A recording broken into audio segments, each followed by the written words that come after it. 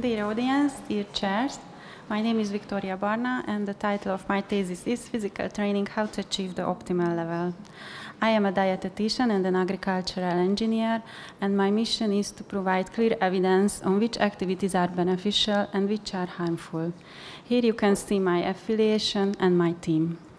We have two ongoing projects. Both of them are systematic reviews and meta-analysis. Our first project is investigating the effect of regular training on bone-related biomarkers in healthy population. Why is this research important?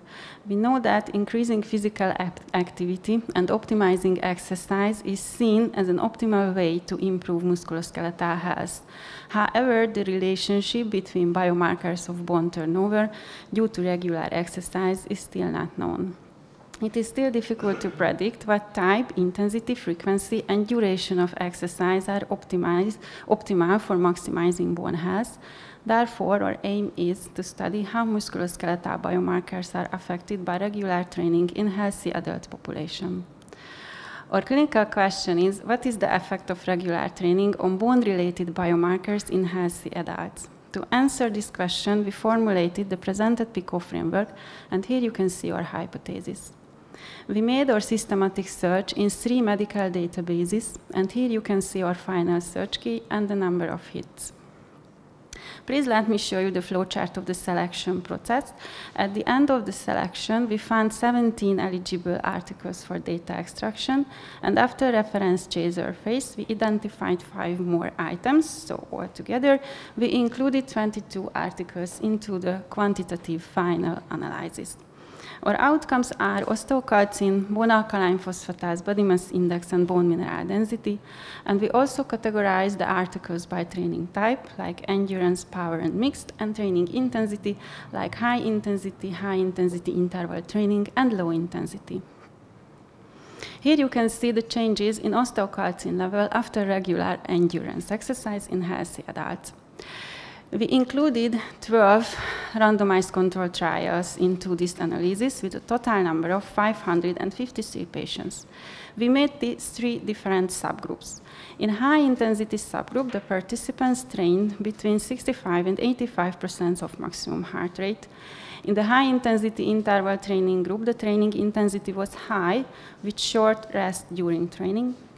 In the low-intensity group, the training intensity was between 40% and 65% of maximum heart rate. In the first subgroup, in the high-intensity subgroup, we included 5 articles with 213 patients, and the mean difference was 0.29, which means that high-intensity training has no significant impact on osteocalcin level. In the high-intensity interval training group, we included 4 studies, and the mean difference was 12, which means that high-intensity interval training significantly increased osteocalcin level in the intervention group. In the low-intensity group, we included 3 studies, and the mean difference was minus 1.40, which means that low-intensity training has no significant impact on osteocalcin level. I would like to highlight this study in the high-intensity interval training group, where the difference was the largest. However, in this study, the intervention period was short. It took less than 16 weeks. In contrary to the low-intensity group, where in this study the difference was the largest and still not significant, but this study took 4 years. Here you can see the change in bone alkaline phosphatase level after endurance training in healthy adults.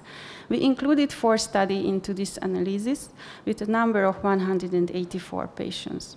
The standardized mean difference was 0.42, which means that this result is statistically insignificant and clinically not clearly relevant, because the patients trained in high intensity and high frequency with varying training period, which was between 8 weeks and 7 months. So due to the small sample size and the high number of heterogeneity, there is no clear evidence of change in bone alkaline phosphatase level.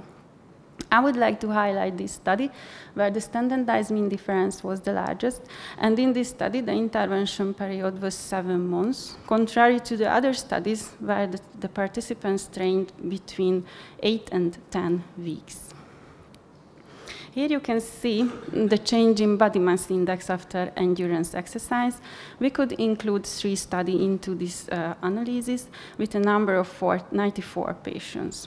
The mean difference was minus 0.96, which means that this result is statistically not significant but clinically relevant, because in this first study, the average weight loss was more than ½ kilogram per week, and this is a significant, clinically relevant amount of weight loss. We also analyzed the effect of endurance and power training on bone mineral density. And regarding endurance training, we made 2 subgroups based on frequency and training intensity. The mean difference was 0, which means that this result is statistically insignificant and clinically irrelevant. However, in the high frequency group and in the high intensity interval training group, as you can see, the participants trained very often, so 3 or 4 times a week for a long period, more than 16 weeks or 1 year. We also analyzed the effect of power training on bone mineral density, and again, we got the same result. So in overall, we can say that training type, intensity, duration, and frequency has no significant impact on bone mineral density. Of course, the studies has their strengths and limitations, and the conclusion of our study is high-intensity interval training significantly changes osteocalcin level. Low and high-intensity training has no effect on osteocalcin level. Endurance training has no effect on bone alkaline phosphatase level, and there is a clinically significant decreasing trend in BMI. And we must mention that training type, frequency, duration, and intensity has no significant impact on bone mineral density. Please let me show you our first project progress. We are in the manuscript writing status, and here you can see the expected date of submission and the selected journal.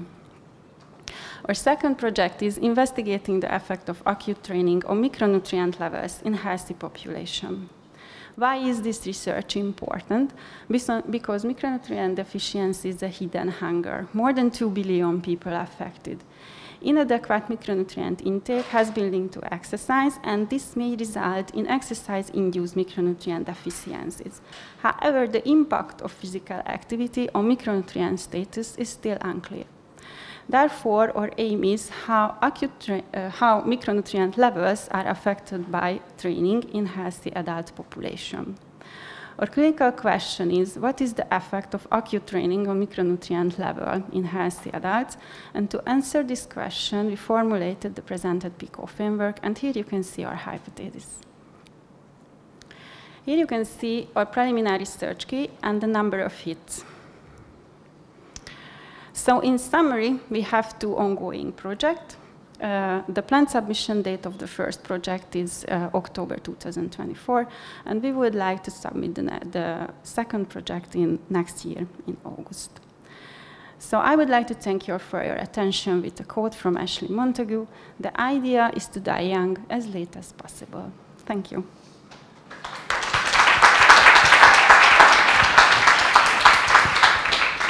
Congratulations to your presentation. Is there any question from the floor, please? And, what could be the mechanism of micronutrient deficiency in acute exercise? What is the suspected mechanism of deficiencies? This project is a very early phase, so at the moment we don't really know the underlying mechanisms. So maybe next progress report I will have more information about this. But which kind of deficiencies could be suspected based on the literature? Iron, vitamin calcium, D, vitamin D, and trace elements and micronutrients like zinc, copper, and is there any recommendation that we can give a prevention or give supplementation before acute training? Not yet. Not yet. No, there is no exact recommendation. Okay, thank you. Any question? So BMI has been influenced by many factors. So why do you think it's a good bone metabolic marker?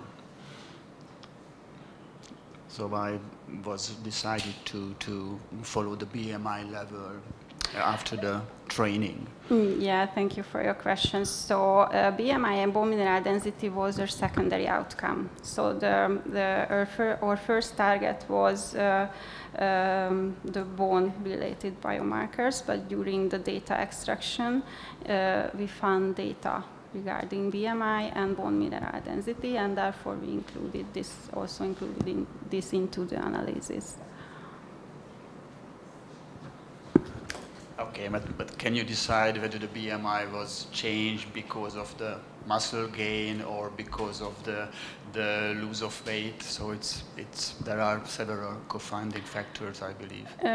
Yes, but in these studies they try to exclude the co-founding factors. So and focused only the effect of exercise regarding BMI.